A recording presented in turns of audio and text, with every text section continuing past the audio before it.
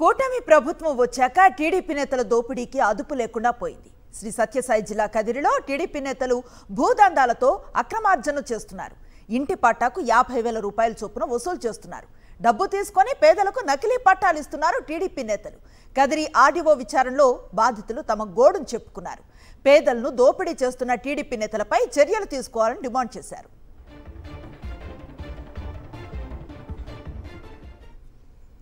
TDP నేతల దోపిడీకి సంబంధించిన మరింత సమాచారాన్ని మా కరెస్పాండెంట్ శివారెడ్డి అందిస్తారు. శివారెడ్డి, బాధితులు ఏం చెప్తున్నారు?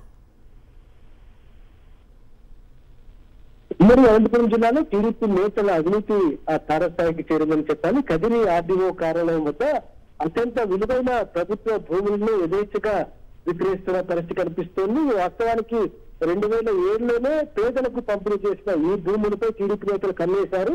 ఒక్కొక్క ప్లాట్ కు సంబంధించి ఇంటి పట్ట ఇవ్వాలంటే 50,000 రూపాయలు ఇవ్వాలని డిమాండ్ చేస్తుంది. అదేవిధంగా స్పాట్ లో క్యాష్ ఇచ్చిన వారికి స్పాట్ లోనే నకిలీ పట్టాలు ఇస్తున్న పరిస్థితి కనిపిస్తుంది. సాక్షాత్తు కదిరి ఆర్డీఓ వద్ద బాధితులు ఫిర్యాదు చేయడం జరిగింది. అదేవిధంగా టీడీపీ నేతలే స్వయంగా ఈ దందాలకు పాల్పడుతున్నట్లు స్వయంగా వివరాలు కూడా వెల్లడించడం జరిగింది. ఎందుకంటే కదిరి పట్టణానికి శివారులోనే ఆర్డీఓ ఆఫీస్ ఉంటుంది. అత్యంత విలువైన ఈ భూమికి సంబంధించి యథేచ్ఛగా టీడీపీ నేతలు కార్యకర్తలు విచ్చలవిడిగా ప్రభుత్వ భూములు అమ్మకాలు చేస్తున్నప్పటికీ ఇప్పుడు దాకా అధికారులు ఏమాత్రం స్పందించలేదు. అయితే సాక్షి టీవీలో ఇచ్చిన పత్రాల ఆధారంగా ఇప్పుడే అధికారులు చలనం వస్తున్న పరిస్థితి కనిపిస్తోంది. దీనిపైన సమగ్ర విచారణ చేయాల్సిందిగా కదిరి ఆర్డీఓ ఇప్పటికే విచారణకు ఆదేశించిన పరిస్థితి కనిపిస్తోంది. ఒక్కో ఇంటి స్థలాన్ని పట్టా ఇచ్చేందుకు 50,000 రూపాయలు తీసుకుంటున్నారు.